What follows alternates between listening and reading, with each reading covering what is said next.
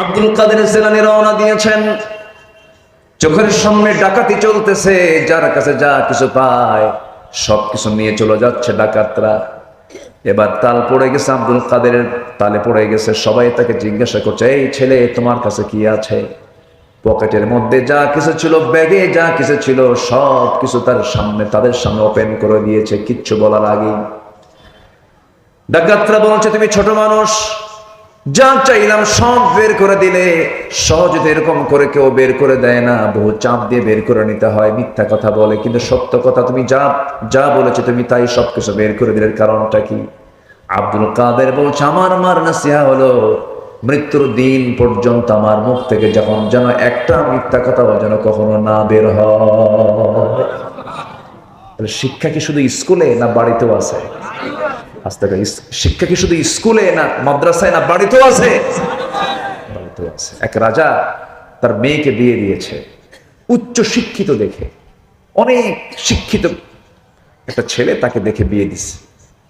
বিয়ে দেওয়ার পর রাজা লক্ষ্য করে দেখে, আমার মেয়েকে, আমার কন্যাকে বিয়ে দিলাম শিক্ষিত লোক দেখে, কিন্তু এত জুতার দিক তাকায় কেন? নতুন জামাই শুধু কিসের দিকে তাকায়? জুতার দিকে নজর। তো তার অ্যাসিস্ট্যান্টকে বললো, দেখো তো ওর গোষ্ঠী একটু উদ্ধার করে দেখো তো, ওর গোষ্ঠী কি? বললো যে, স্যার রাজামশাই, ওর গোষ্ঠী হলো মুচি। আপনি মুচির দোকানের সামনে দিয়ে গেলে মুচি কি আগে আপনার চেহারায় তাকায় না জুতায় তাকায়? কোন দিকে তাকায়? জুতার দিকে তাকায়। পারিবারিক শিক্ষা হচ্ছে বড় একটা শিক্ষা। সন্তানদেরকে কখনো মিথ্যা শেখাবেন না, ঠকবাজি শিখাবেন না। সাইয়েদনা ওমর ফারুক রাদিয়াল্লাহু তাআলা আনহু রাত্রিবেলা জনগণকে দেখার জন্য বের হয়েছেন। জনগণকে দেখতে গিয়ে অনেক গভীর রাত্রিতে মা মেয়ের গল্প শুনছিলেন। মা মেয়েকে বলছে, মা খুব কষ্টে দিনগুলো পার হচ্ছে, দয়া করে তোমাকে বলছে মা, ওই যে ওটির দুধগুলো আছে, ওটির দুধের ভিতরে কিছু পানি মিশায়া দাও। পানি মিশায় দিলে পরে দুধের পরিমাণটা বাড়বে, বেশি দামে বিক্রি করা যাবে। সঙ্গে সঙ্গে মেয়ে বলছে, মা তুমি আমাকে যে নাসিহা করছো, এটা কোনো নাসিহা নেই, এটা জাহান্নামে যাওয়ার একটা নাসিহা। এত বড় পাপ আমি করতে পারবো না, আল্লাহর তো ভয় আছে, আবার ওমরের পার্লামেন্ট আছে, ওমরের প্রশাসন আছে, দেখে ফেললে জানতে পারলে বড় বেকায়দা হয়ে যাবে। সঙ্গে সঙ্গে মা বলতেছে, ও মা আমার কলিজার টুকরা মেয়ে, এখানে তো ওমরের লোকজন নাই, কেউ দেখবে না, অন্ধকার রাত। সঙ্গে সঙ্গে মেয়েটা বলছে, ও মা তুমি আমাকে যদি মেরেও ফেলো আমি এমন কাজ করতে পারবো না, কারণ সবচাইতে বড় প্রশাসন কিরামান কাতিবিন, সমস্ত ফেরেশতারা আমাদের সবকিছু রেকর্ড করছেন। সুবহানাল্লাহ। এখন উপদেশ দিচ্ছে মা না মেয়ে? বলেন মা না মেয়ে? মেয়ে দিচ্ছে। কেউ না কেউ দিতেই হবে, ভুলতে হবে। আমার বন্ধুগণ, এই দুইটি কথা, মার কথা মেয়ের কথা, দুজনের কথা শুনে আব্দুল কাদের জিলানী বাড়িতে চলে গেলেন। স্ত্রীকে ডাক দিয়ে বলছেন, স্ত্রী আমার ছেলের জন্য বহুদিন যাব মেয়ে খুঁজতেছিলাম, ভালো মেয়ে পাবো কোথায়? ভালো মেয়ের সন্ধান পেয়ে গেছে রাতের বেলা। বউ বলছে, রাতের বেলা কার বাড়িতে গেলেন? কে যাওয়া লাগে নাই, ঘরের দেওয়ালে কান পেতে, দেওয়াল ঘেসে ঘেসে দাঁড়িয়ে থেকে কান পেতে পেতে মা মেয়ের গল্প শুনলাম। মেয়েকেও দেখি নাই, মেয়ের বংশ দেখলাম না, মেয়ের অবস্থাও দেখলাম না, বাপ মার অবস্থাও দেখলাম না। যে মেয়ের মুখ থেকে প্রকাশ পেয়ে যায়, সবচেয়ে বড় সাক্ষী হলো আমার আল্লাহ রাব্বুল আলামিন। সে আল্লাহকে সাক্ষী রেখে কোনো ভুল করা যাবে না। অবশ্যই তুমি কালকে সকালে চলে যাবে, ওই দুধ বিক্রেতার মেয়ের সঙ্গে আমার ছেলের বিয়ে হয়ে যাবে। যেরকম সুবহানাল্লাহ। সবকিছুই হলো সততা। সব কি বলেন তো? সততা। সততা নিয়ে চলবো আমরা, মিথ্যার ধারে পাশে আমরা যাব না। সবাই রাজি আছেন তো ইনশাআল্লাহ? আব্দুল কাদের জিলানী বলে ফেললেন, আমার কাছে স্বর্ণ মুদ্রাগুলো আছে, এই যে দেখো।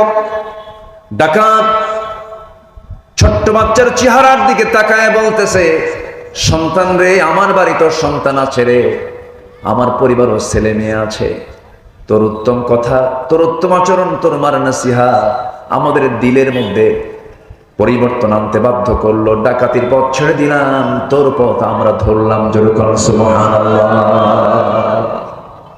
ভাইরে, একটা জাতি যদি সত্যবাদী হয়, সে জাতির ডেভেলপমেন্ট অন্য ধরনের। আমরা সত্যবাদী হব। আল্লাহ তাআলা এখন সত্যবাদী হলে কি হবে তার ফলাফল দিচ্ছে। পরামর্শগুলো আমরা কার নিচ্ছি বলেন? আল্লাহ। আমি আব্দুল্লাহ আল আমিন 2018 সালে মাহফিল শেষ করে বিছানায় চলে গেছি, বিশ্রাম নেব।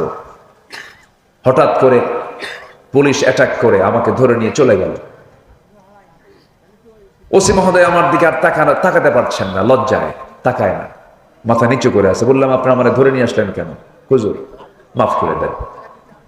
বললাম, মাফ করবো মানে? আপনি আমার ধরলেন, মাফ চাচ্ছেন কেন? হুজুর উপায় নাই, চাকরি বাঁচান তো ফরজ, বউ বাচ্চা আছে। আমি বললাম, ইমান বাঁচান তো নফল।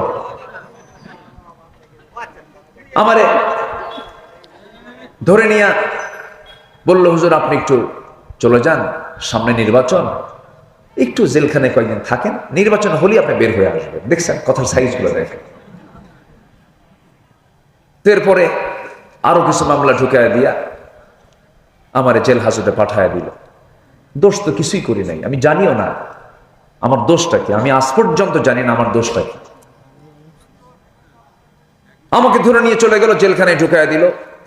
জেলখানার গেট দিয়ে ভিতরে ঢুকিয়ে দেখে এক মুরব্বী, আশীর্ধ বয়স এক চাচা আমাকে দেখে লম্বা একখান সালাম দিয়ে বলে, হুজুর আপনি জেলখানায় ঢুকছেন? খুব খুশি হলাম। তো বললাম, জেলখানায় ঢুকলে কেউ খুশি হয়?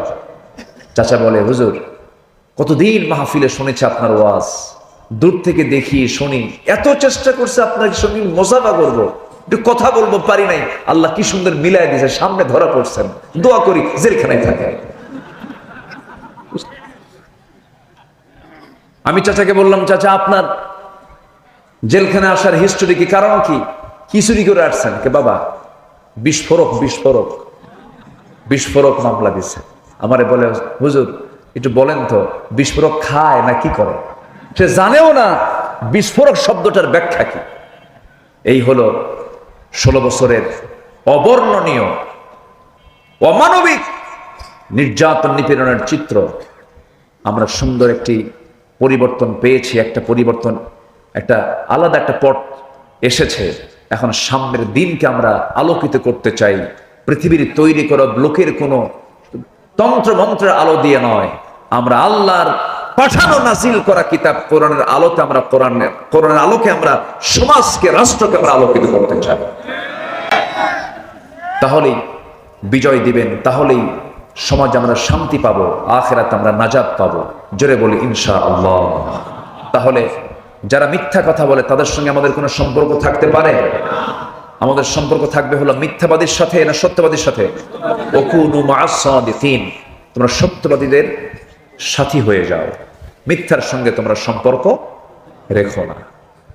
আমার বন্ধুগণ, একটু কান লাগাবেন, মনোযোগ দিয়ে কথাগুলো শুনবেন। 1 নম্বর গুণ হলো সততা।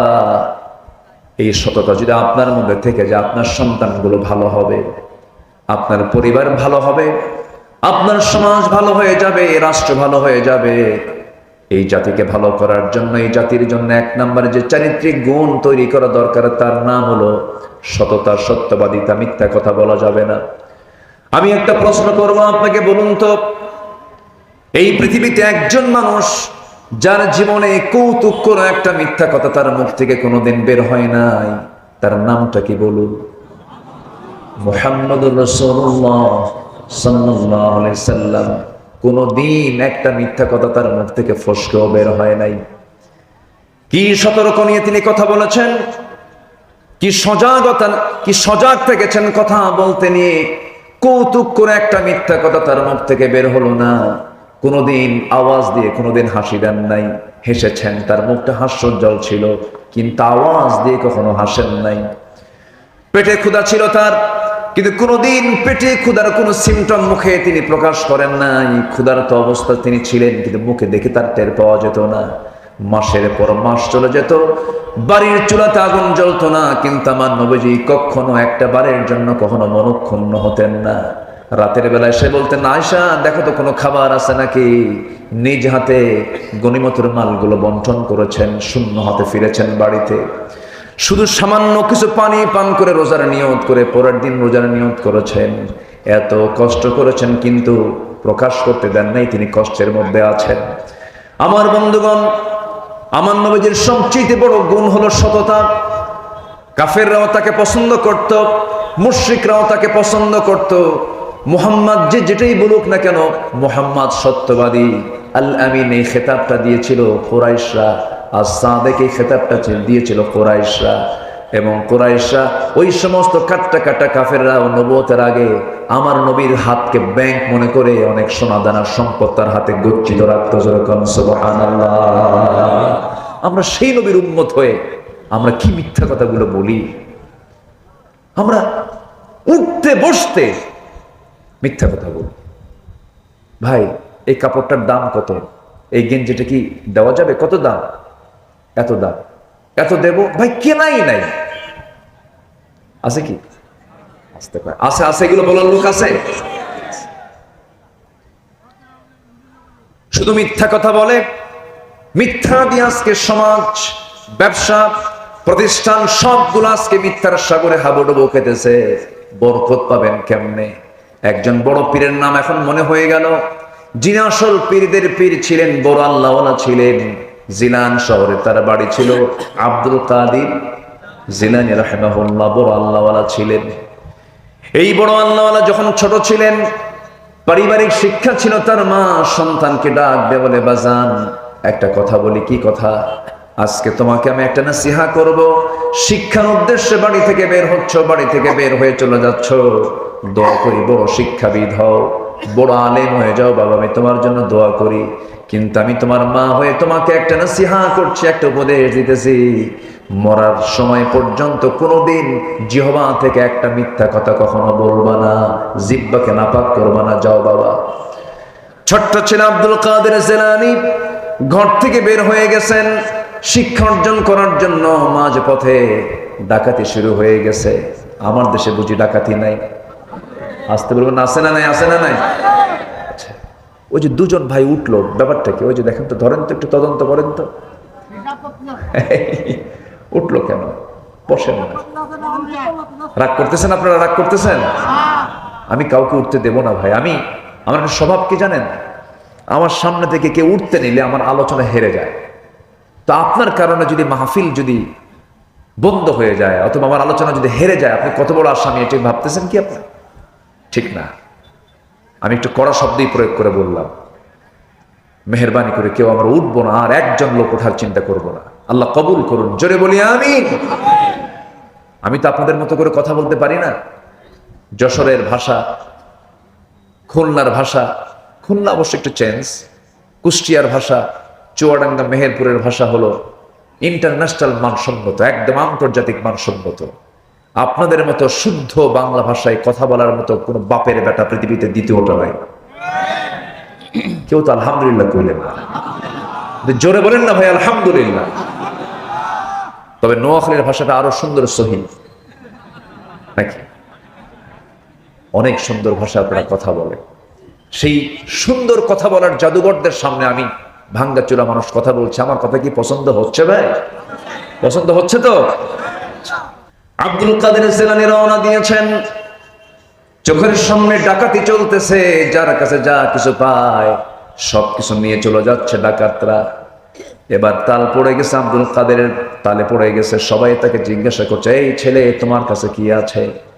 পকেটের মধ্যে যা কিছু ছিল, ব্যাগে যা কিছু ছিল, সব কিছু তাদের সামনে ওপেন করে দিয়েছে কিচ্ছু বলার আগে। ডাকাতরা বলছে, তুমি ছোট মানুষ, যা চাইলাম সব বের করে দিলে। সহজে এরকম করে কেউ বের করে দেয় না, বহু চাপ দিয়ে বের করে নিতে হয়। মিথ্যা কথা বলে, কিন্তু সত্য কথা তুমি যা বলেছো তুমি তাই সবকিছু বের করে দিলে। কারণটা কি? আব্দুল কাদের বলছে, আমার মার নসিহা হলো মৃত্যুর দিন পর্যন্ত আমার মুখ থেকে যখন যেন একটা মিথ্যা কথা যেন কখনো না বের হয়। শিক্ষা কি শুধু স্কুলে না বাড়িতেও আছে? আস্তে করে, শিক্ষা কি শুধু স্কুলে না মাদ্রাসায় না বাড়িতেও আছে? বাড়িতেও আছে। এক রাজা তার মেয়েকে বিয়ে দিয়েছে, উচ্চ শিক্ষিত দেখে, অনেক শিক্ষিত একটা ছেলে, তাকে দেখে বিয়ে দিছে। বিয়ে দেওয়ার পর রাজা লক্ষ্য করে দেখে, আমার মেয়েকে, আমার কন্যাকে বিয়ে দিলাম শিক্ষিত লোক দেখে, কিন্তু এত জুতার দিক তাকায় কেন? নতুন জামাই শুধু কিসের দিকে তাকায়? জুতার দিকে নজর। তো তার অ্যাসিস্ট্যান্টকে বললো, দেখো তো ওর গোষ্ঠী একটু উদ্ধার করে দেখো তো, ওর গোষ্ঠী কি? বললো যে স্যার, রাজামশাই, ওর গোষ্ঠী হলো মুচি। আপনি মুচির দোকানের সামনে দিয়ে গেলে মুচি কি আগে আপনার চেহারায় তাকায় না জুতায় তাকায়? কোন দিকে তাকায়? জুতার দিকে তাকায়। পারিবারিক শিক্ষা হচ্ছে বড় একটা শিক্ষা। সন্তানদেরকে কখনো মিথ্যা শেখাবেন না, ঠকবাজি শেখাবেন না। সাইয়েদনা ওমর ফারুক রাদিয়াল্লাহু তাআলা আনহু রাত্রিবেলা জনগণকে দেখার জন্য বের হয়েছে।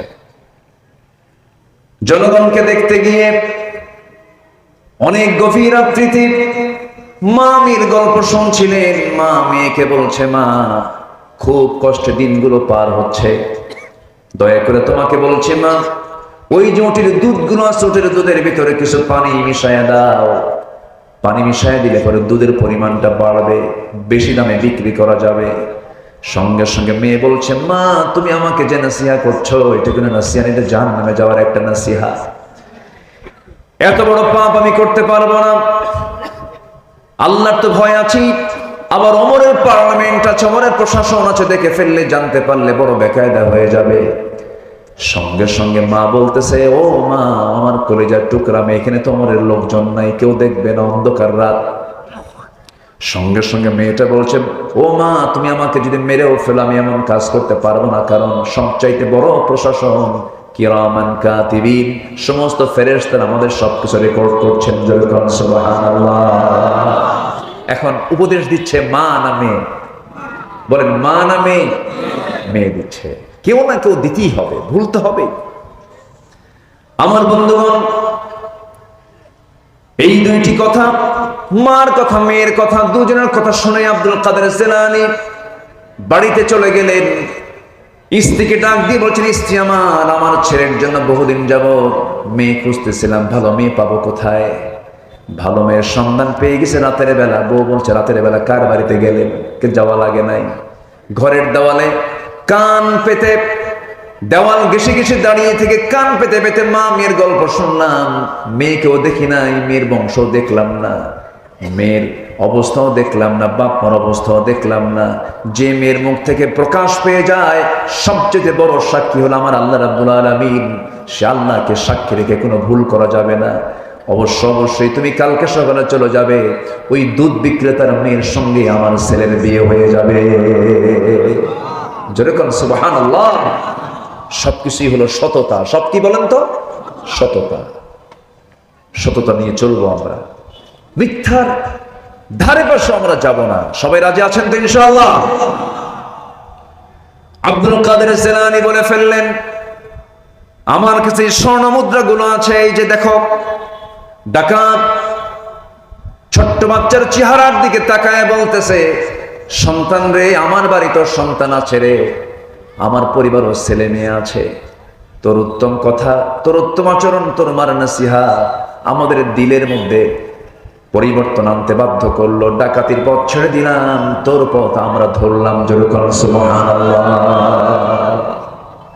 ভাইরে, একটা জাতি যদি সত্যবাদী হয়, সে জাতির ডেভেলপমেন্ট অন্য ধরনের।